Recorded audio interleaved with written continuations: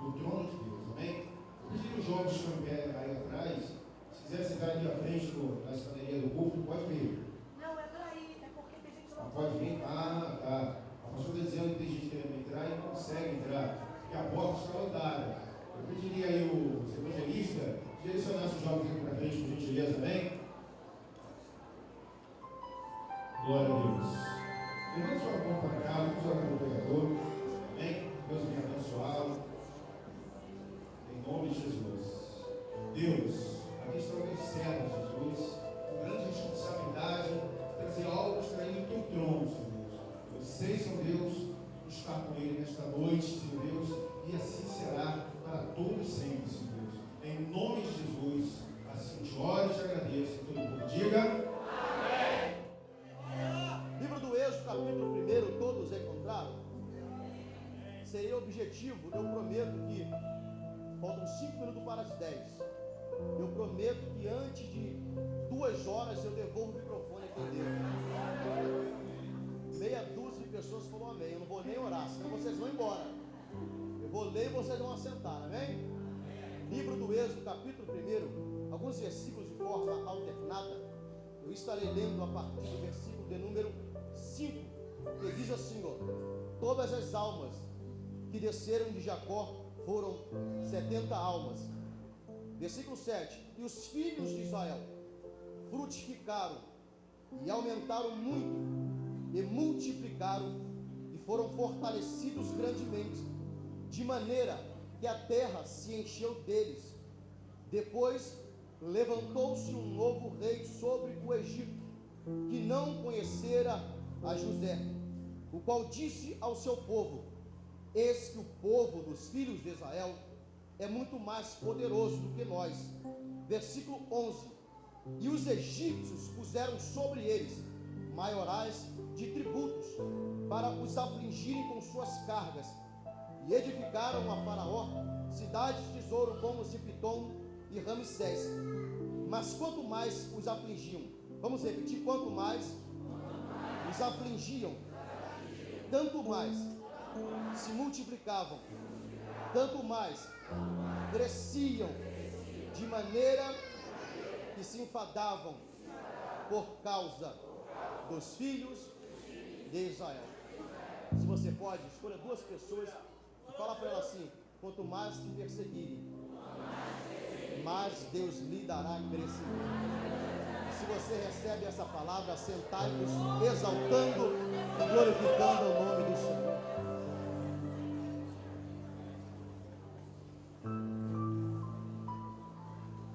Quero louvar a Deus por esse tema tão oportuno que fora sugerido para esses 10 anos do Ministério Rosa de Saron. Deus abençoe aquele que foi guiado pelo Espírito Santo na eleição desse tema.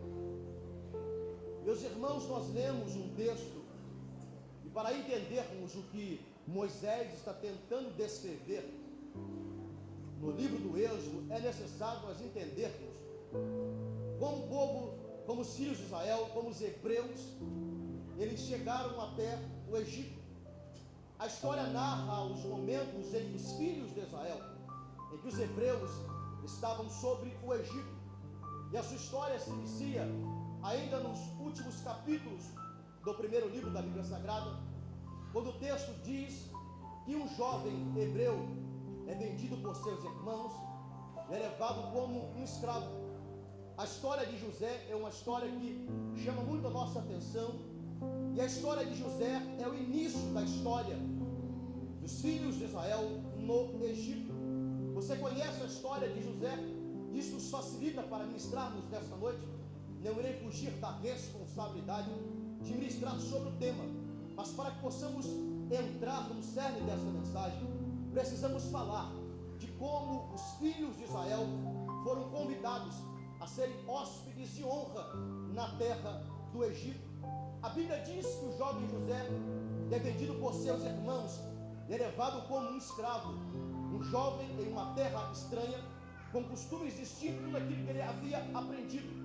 Um jovem que é levado, é tomado à força, que perde o aconchego do seu lar, que perde o amor de seu pai e é vendido pelos seus próprios irmãos, sua própria linhagem, aqueles do seu próprio sangue.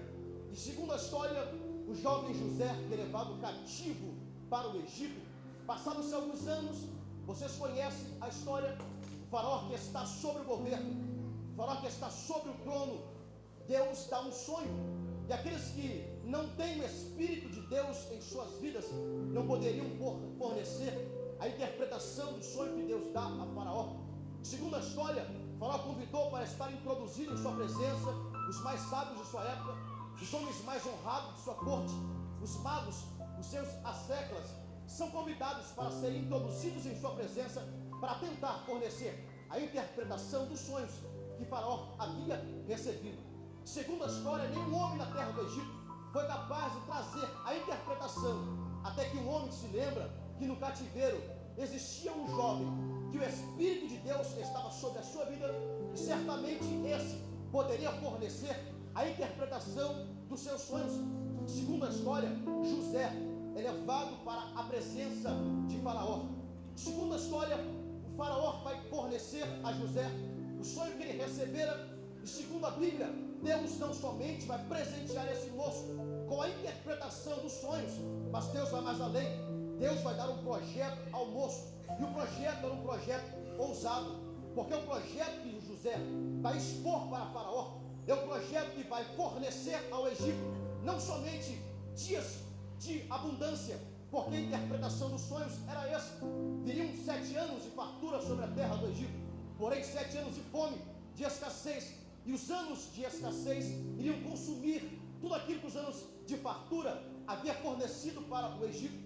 Segundo a história, o projeto que Deus dá a José ia fazer com que o Egito não somente atravessasse esses 7 anos de escassez, mas iria fazer com que o Egito se tornasse uma das principais potências de sua época.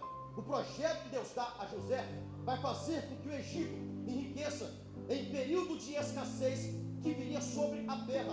O projeto que Deus dá ao jovem hebreu, que é um escravo, vai fazer com que o Egito armazene alimento para vender, para exportar para todos aqueles que viriam buscar alimento e refúgio na terra egípcia. Segundo a história, vendo o faraó que não haveria outro homem sobre a terra com tamanha sabedoria de Deus, para que pudesse não somente fornecer os sonhos, a interpretação, mas também constituir esse projeto na construção de armazéns. Segundo a Bíblia, o jovem é exaltado, o jovem que é um escravo, o jovem que passou muitos anos sendo vilipendiado, agora vai ser elevado ao cargo de governador sobre a terra do Egito. Mas o texto que nós lemos vai dizer que passados alguns anos, José vai convidar não somente os seus irmãos, porque vieram buscar refúgio na terra do Egito, vieram buscar alimento na terra do Egito. Você conhece essa história? Segundo a Bíblia, Jacó e seus filhos vão descer para o Egito, são convidados de honra. 70 almas estão descendo para o Egito, eles são convidados pelo próprio governador, por José, vão se estabelecer na terra de Gósen. Segundo a Bíblia, passaram-se os anos, e como o crente gosta de fazer filho, eu costumo sempre dizer: já iniciei a minha tribo, eu só tenho 2, mas estou orando, eu pretendo chegar no mínimo a 11, ainda bem que a minha esposa não está aqui, porque se ela estivesse, eu ia dormir no sofá, lá de fora hoje. Mas graças a Deus, é só você olhar para quem está ao seu lado. Eu tenho certeza que tem um irmão que tem 5, tem 6, tem 7 filhos. O César parece que tem 7, amém? Ele está chegando lá, ele falou que vai chegar até os 7. Isso é profético, vai chegar até os 10, não é isso? Vai chegar até os 11, maravilha. Tem mais alguém que vai acompanhar 11 filhos aqui? Só tem mais um, maravilha, né? Segundo a Bíblia, os crentes, eles cresceram, eles aumentaram, multiplicaram. As 70 almas que desceram para o Egito, segundo o Êxodo, quando eles atravessam o mar, segundo a história, 13 milhões de judeus, 13 milhões de hebreus vão fazer a travessia. Eles cresceram, eles multiplicaram, eles enriqueceram, aumentaram-se de sobremoda. Segundo a Bíblia, o termo que nós lemos, o faraó que está sobre o governo não conhecera a José. Para você entender a interpretação desse versículo, é preciso você conhecer a história paralela. Segundo a história paralela, quando José é elevado ao governo, quem estava sobre o governo era um faraó de uma dinastia dos Ixos, que eram pastores da descendência de Sem. Segundo a história, esses reis pastores sitiaram o Egito, tomaram as terras do Egito, e esse governador que está sobre o Egito é uma descendência de Sem. Ele vai constituir a José, que seja governador. Passados alguns anos, esses reis vão perder o domínio, os egípcios vão levantar com ímpeto e vão mais uma vez sitiar a cidade. Segundo a história, quando esta dinastia faraônica assume o governo mais uma vez, vai intentar apagar da história tudo aquilo que os hebreus, e assim como os ímpios anteriores que estavam sob o governo, fizeram em benefício do seu povo. Segundo a história, não existe nenhum arqueólogo que possa comprovar a passagem, bem como a permanência dos filhos de Israel e também de José. Não existe nenhum registro nas pirâmides do Egito, em hieroglifos, que vão comprovar a permanência de Israel na terra do Egito. Porque Faraó tentou apagar da história tudo aquilo que um dia Israel fez em benefício do seu povo.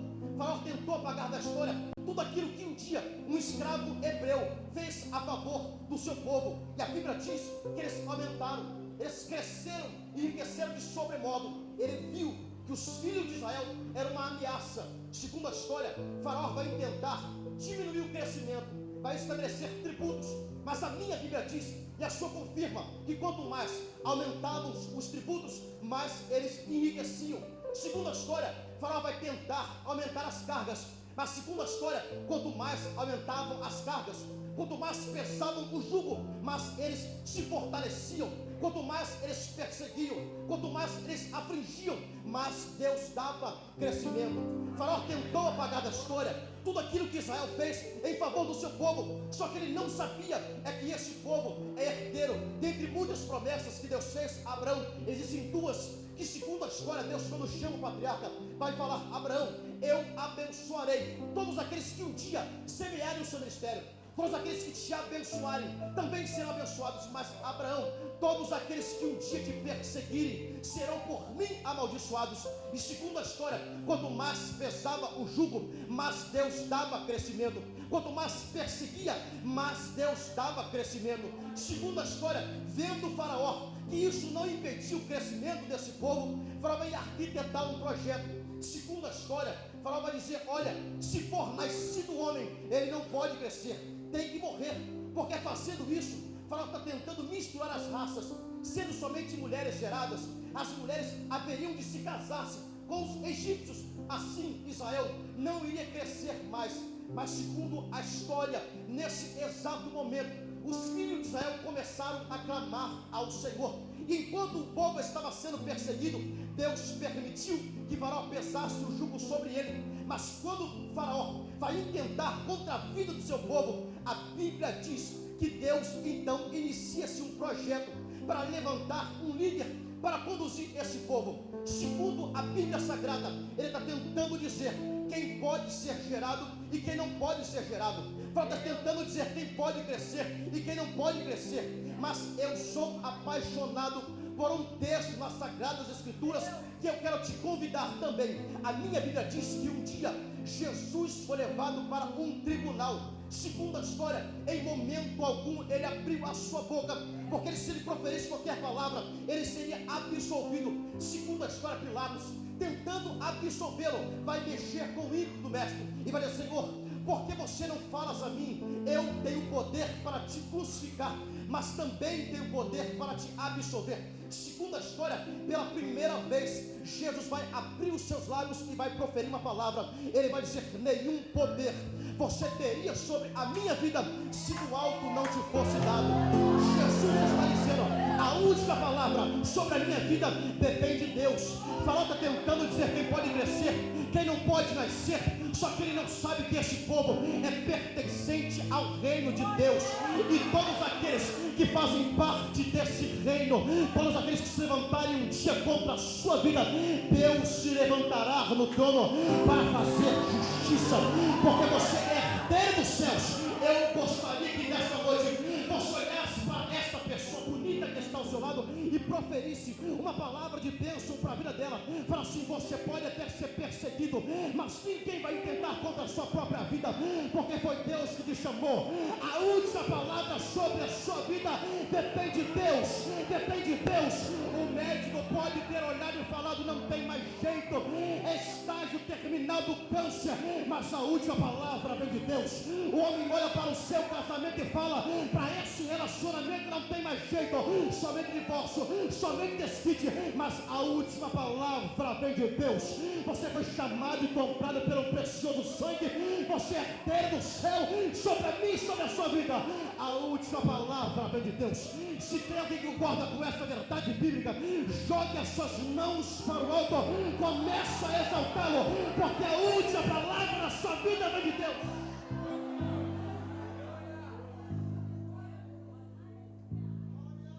Nesse momento que Faraó dá um decreto,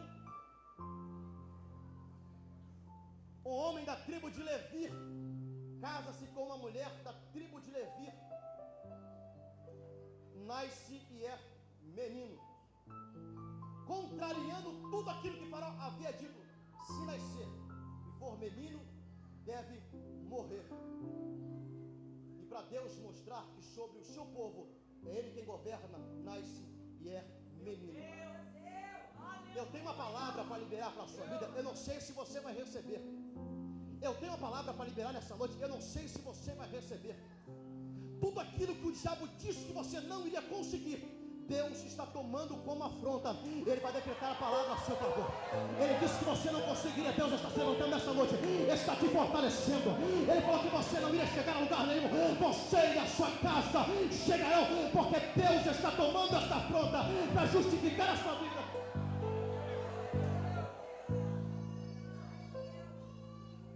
Nasce e é menino.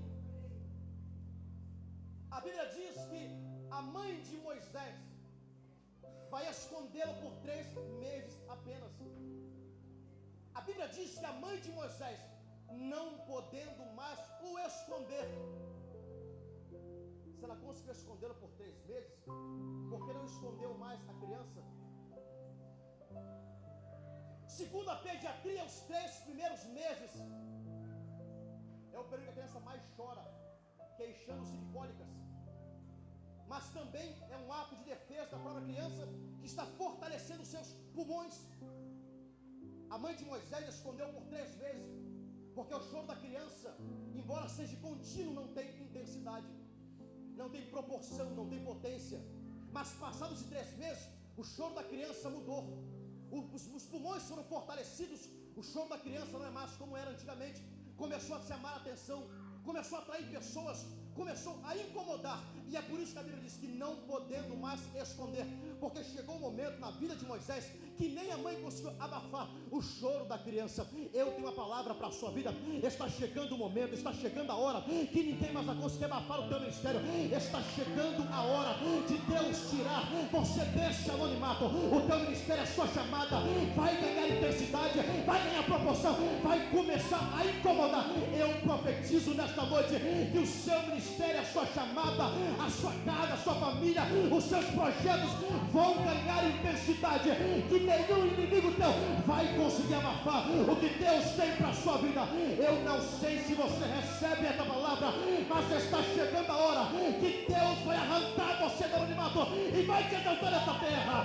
Se você recebe essa palavra, jogue as mãos para o alto e exalte o Cordeiro de Deus nesta noite.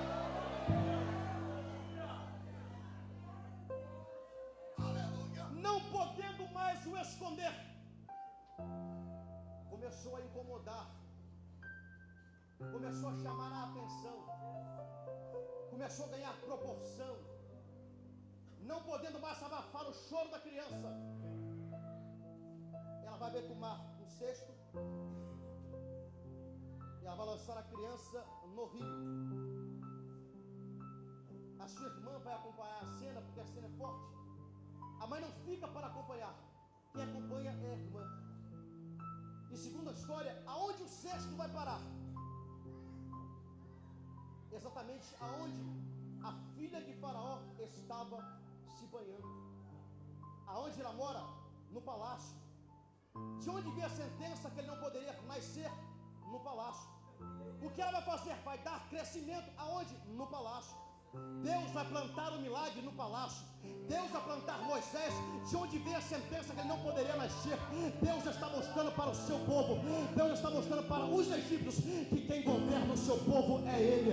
É Ele que exalta, é Ele que abate, é Ele que levanta, é Ele que restaura, é Ele que governa sobre o seu povo. Todos aqueles que são súditos desse reino, a sua vida é regida por Deus. Satanás pode ter dito que você não vai conseguir, que você não vai alcançar, mas é Deus que controla a sua vida. Deus vai te dar crescimento.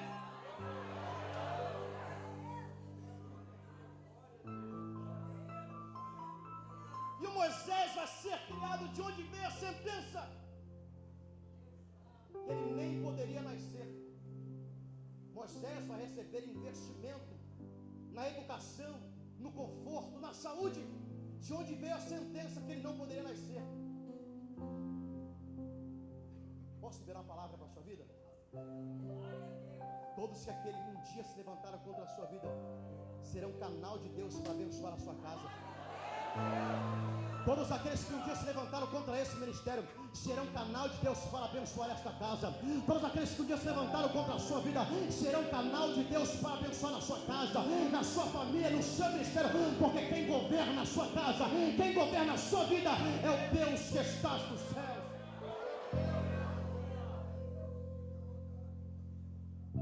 40 anos ele vai passar no Egito. Ele vai ver uma cena quando um soldado hebreu, egípcio, está agredindo um hebreu. Ele vai matar o homem, vai escondê-lo embaixo de uma terra. Segundo a história, no dia seguinte que ele fez é descoberto. Mas quando avançamos alguns capítulos na vida de Moisés, nós veremos que Moisés vai enterrar o exército inteiro de Faraó. Sabe o que o texto está nos dizendo? Você nem imagina o que Deus vai fazer na sua vida depois que você se encontrar com Ele no meio de uma sarça ardendo. Enquanto não recebeu a chamada, ele enterrou o homem e foi descoberto. Mas depois que ele se encontra com Deus na sarça, ele enterrou, foi o exército inteiro. 40 anos ele vai se refugiar no Egito. Se observarem, verão que as datas são contínuas no ministério de Moisés, porque ele fica 40 anos no Egito, mais 40 anos no deserto. E quando ele sai para liderar o povo, mais 40 anos. Sabe o que Deus está ensinando para Moisés? Ele está nos ensinando, primeiro, aqueles que nunca aprenderam a sair do Egito e atravessaram pelo deserto de Deus, não está apto para conduzir o seu povo. Deus está dizendo, precisa ter experiência na minha obra. E é por isso que nós somos provados. O que você está enfrentando hoje é um processo de Deus para aperfeiçoar a sua vida e o que Ele tem para fazer na sua obra. 40 anos ele está no deserto e Deus se manifesta de uma sarça. Ele vai dizer que ouviu atentamente a aflição e o clamor do seu povo. Deus chama Moisés para voltar ao Egito, para conduzir o seu povo. Agora, para você entender, o termo Egito no original é Mitzraim. A língua hebraica fora escrita por um alfabeto hebraico arcaico que possui somente 22 consoantes. O alfabeto hebraico não tinha vogais. Somente no século III os maçoretas acrescentaram 10 vogais, que são 5 breves e 5 longas. Das 22 consoantes, a 16ª, a letra Ain, quando está numa palavra, ela representa a pluralidade, ou seja, toda palavra que termina com a letra Ain está no plural. O povo está sobre 430 anos sobre o Egito.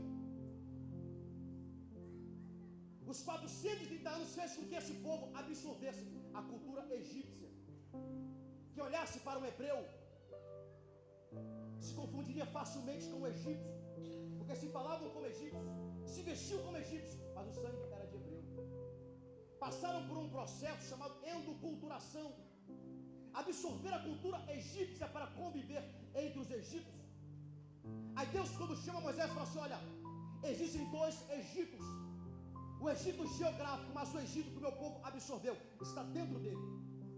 E aí, no capítulo 6, versículo 8, vai dizer, quando Deus fala assim: tirei o meu povo da terra do Egito, fiz passar pelo deserto para tentar.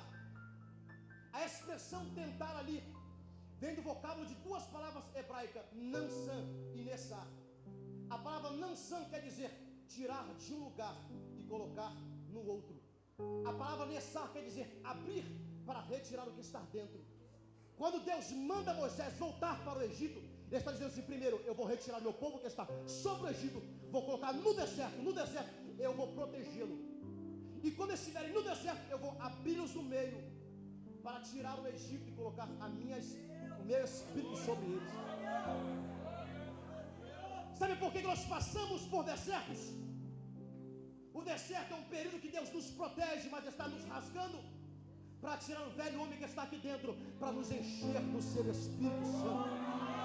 O deserto na minha vida e na sua vida, ele tem um propósito, chama-se aperfeiçoamento de Deus. Foi no deserto que Moisés se encontrou com Deus. Eu quero falar para você que até hoje está atravessando por um deserto. Deus tem um propósito nesta crise que você está vivendo. Permita que Deus te aperfeiçoe para a sua obra.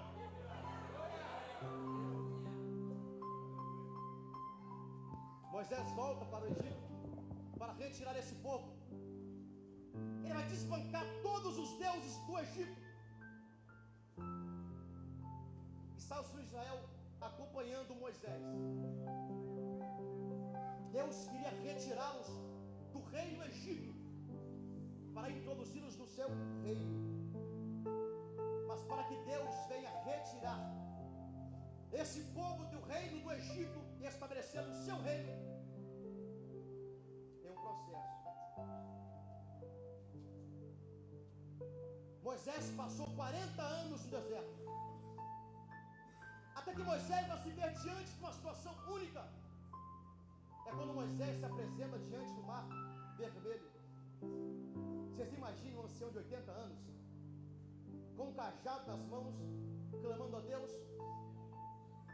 Quem estava atrás dele era um povo murmurador. E existem duas características que estão no nosso meio. Parece até parentes um do outro. São os adoradores e os murmuradores. Os adoradores adoram a Deus por tudo. Os murmuradores murmuram contra Deus por tudo. Os adoradores não esperam o momento exato do culto para começar a adorar, ele já entra adorando. O murmurador não espera nada, ele murmura por tudo. Vocês imaginam ser de 80 anos, os murmuradores atrás, ele vai clamar a Deus, quem o chamou, e Deus fala assim: o que tem nas mãos, Moisés? Eu tenho uma vara.